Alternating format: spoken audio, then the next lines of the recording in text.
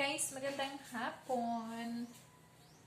Good afternoon to all my viewers. And I'm going to church again today. And this is my outfit. OOTD mga subscribers ko. Ito ito na. Ang feel kong suotin day.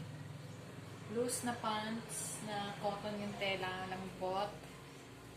And then blouse na ganito. Parang knitted yata to siya. Pero malamig naman sa katawan. Matagal-tagal na sa cabinet hindi nasusuot guys. Kaya ito sinuot ko na. Ayan. Ang yung lingkod po ay tumataba na siya. Ayan. O, ayan. Mga fats na aking katawan. Ayan. Guys, may mga fats na yan. Mataba na kasi pag nagkakaedad mahirap na daw mag-burn ng fats. Mahina naman ako kumain kasi siguro hindi ako masyadong tumaba talaga. Kasi ganyan talaga ako kumain guys, konti-konti pero maya. Ayan guys, ayan ang aking OOTD today. Ayan, chichinelas lang ako.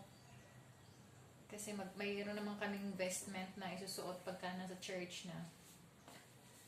Pwedeng ganito pagpunta pa doon. Yan. Yan lang guys, simple lang yan damit with matching bulky na here sa bewang.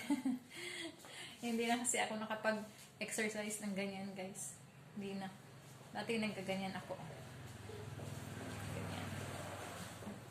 ganyan so, ganyan ako dati guys, kaya yan lang muna. Share ko lang sa inyo yan. Simpleng outfit.